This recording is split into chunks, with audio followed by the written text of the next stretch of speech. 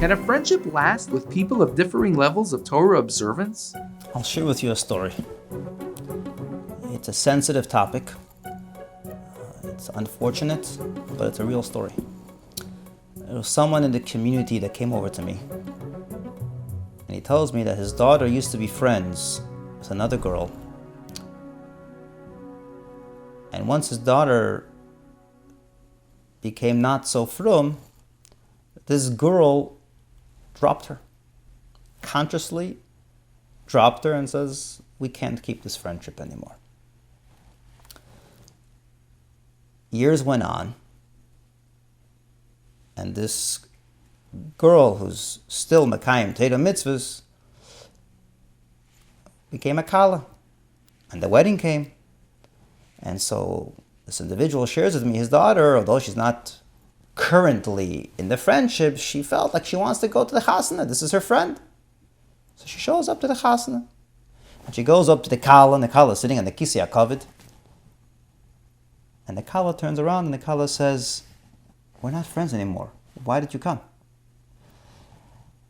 And the story really shocked me in a sense. You know, we were always brought up that there was no sense of division. There was no sense of judgment. There was no sense of being able to look at someone's challenge and somehow say, that's greater than me to connect to. We all have challenges.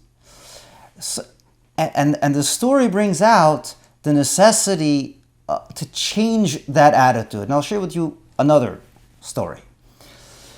There was a Satmar younger man, and he says, how come in your community, in the Lubavitch community, when the youth become not frum, they stay in the community, but in our community, a lot of them go out. They don't stay living in the same community. And as I was talking to him, I said to him, you know what, I want to tell you something. I think here lies the beauty of what really we were taught in Lubavitch. And I said it in two ways. Some people are going to say it's because the community is inviting and the community shows the warmth and the acceptance as a whole, as a general cloud. But I said it's even deeper than that. And I said, you know why the reason is? It's because the youth feel they belong. No matter how far and no matter how strange their behavior is to themselves, they don't feel comfortable with their behavior. They feel they belong. If you're going to tell them they don't belong, they'll slap you. You're telling me I belong more than you belong. I belong more than you belong. And that's the beauty. The beauty is that how we look at the youth is how they're going to look back at us. And I'll share with you a third story. There was a younger man that tells me he's walking back from Simchas Beis HaSheva, and he sees a group of youth. It was after Simchas Beis HaSheva, and the group seemingly was not so strong in their commitment to Torah mitzvahs. But he was a younger man that he didn't see any differences. He was the living example of what a Lubavitcher should be. So when he sees them, he says, good moed. One of them stands up and answers him with the Shem HaMefurish in English. He uses a term that's not a nice term to use, a 4-letter word.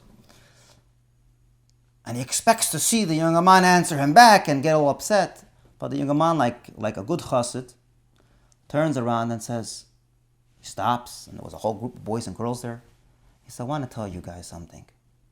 He says, personally, I don't use that term.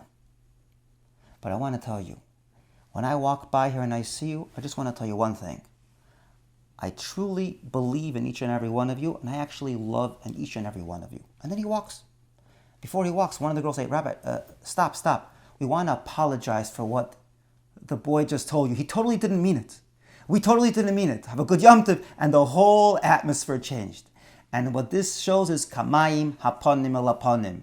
Don't blame others for you not being invited to them. We need to blame ourselves. The attitude and face we show to others is the face they will show to us. So let's not say because they're facing a certain challenge, I can't face them. I need to face myself and recognize what challenges are. And then when I look at them and I believe in them and I see them for who they really are, you suddenly won't see any differences. You won't see any division. And as a matter of fact, you're going to discover that they're exactly where you are. And you will see the real belonging that they actually have, which is why they're still here. And so the real answer to this question is division doesn't belong here. Splitting friendships? What's splitting friendships? What are you afraid of? You have your challenge, they have your challenge. Recognize and believe and see who we really are, and then suddenly you're going to actually see that this friendship that they want to keep is because they actually want to stay there. And you have your challenges, they have your challenges, and the friendship, if anything, will come to a deeper level and not the shallow level we usually have.